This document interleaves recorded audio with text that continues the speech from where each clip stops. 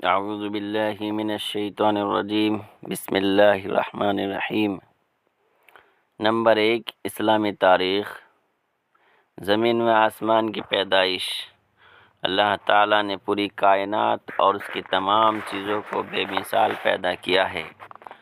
قرآن کریم میں زمین و آسمان کی پیدائش کا تذکرہ کئی جگہ آیا ہے، اور بعض جگہ صراحت کے ساتھ مذکور ہے کہ کسی کو کتنے دنوں میں پیدا کیا ہے۔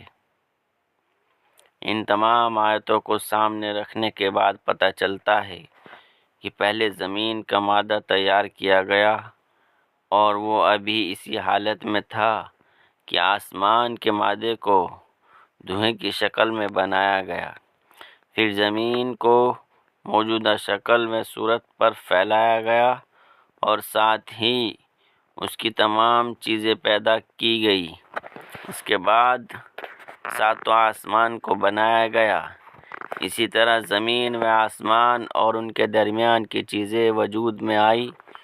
یہ سارا کام کل 6 دن میں مکمل ہو گیا۔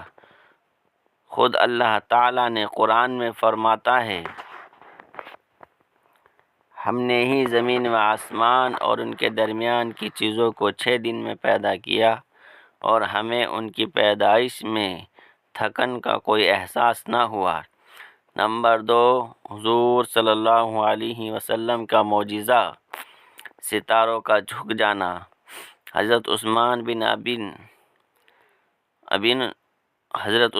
بن ابی العاص رضی اللہ عنہ کی والدہ فرماتی ہیں کہ میں آپ صلی اللہ علیہ وسلم کی ولادت کے وقت حاضر تھی۔ جب آپ صلی اللہ علیہ وسلم پیدا ہوئے تو میں نے دیکھا کہ سارا گھر نور سے بھر گیا، ستارے قریب آ گئے اور لٹک آئے تھے، یہاں تک کہ مجھے گمان ہونے لگا کہ اب یہ مجھ پر گر پڑیں گے۔ نمبر 3، ایک فرض کے بارے میں، نماز کے لیے پاکی حاصل کرنا۔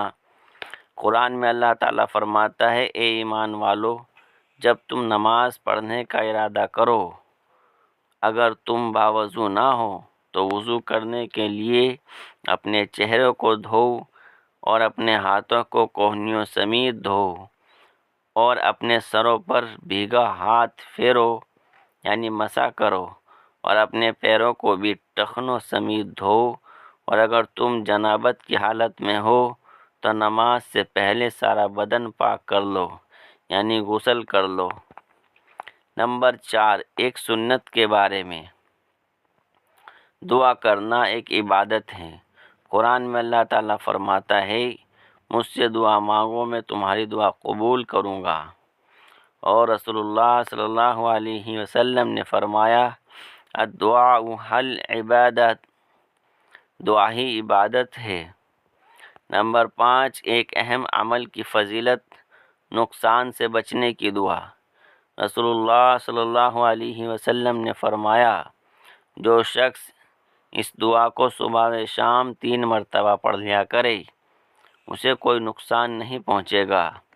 بسم اللہ الذی لا یضر مع اسمہ شیء فی الارض ولا فی السماء وہو السمیع العلیم۔ ترجمہ، شروع کرتا ہوں اللہ کے نام سے جس کے نام کی برکت سے زمین و آسمان کی کوئی چیز نقصان نہیں پہنچا سکتی، وہ سننے والا اور جاننے والا ہے۔ نمبر 6، ایک گناہ کے بارے میں، سود کھانا۔ قرآن میں اللہ تعالیٰ فرماتے ہیں، جو لوگ سود کھاتے ہیں تو کل قیامت کے دن قبروں سے اس شخص کی طرح اٹھیں گے جیسے کسی کو جن بھوت نے لپٹ کر پاگل بنا دیا ہو۔ نمبر 7، دنیا کے بارے میں، دنیا پر راضی ہونا۔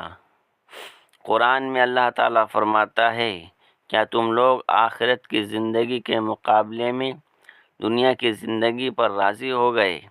دنیا کا مال و متاع تو آخرت کے مقابلے میں کچھ بھی نہیں، اس لیے کسی انسان کے لیے مناسب نہیں ہے کہ وہ آخرت کو بھول کر زندگی گزارے یا دنیا کے تھوڑے سے سازو و سامان کی خاطر اپنی آخرت کو برباد کرے۔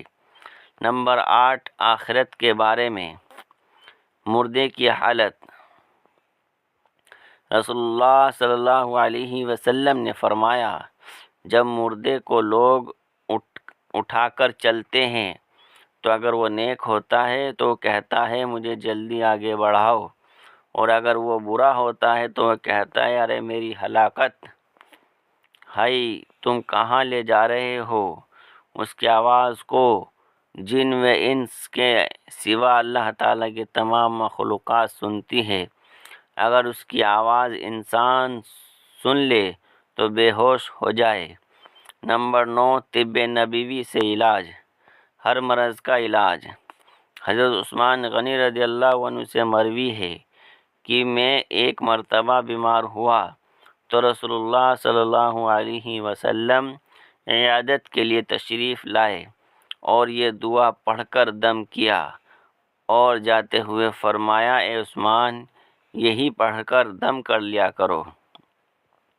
بسم اللہ الرحمن الرحیم، اعوذ باللہ الاحد الصمد الذی لم یلد ولم یولد ولم یکن لہ کفوا احد من شر ما یجد۔ نمبر 10، نبی صلی اللہ علیہ وسلم کی نصیحت۔ رسول اللہ صلی اللہ علیہ وسلم نے فرمایا، لوگوں کو دین سکھاؤ اور خوشخبریاں سناؤ اور دشواریاں پیدا نہ کرو، اور جب تم میں سے کسی کو غصہ آئے تو اسے چاہیے کہ خاموشی اختیار کرے۔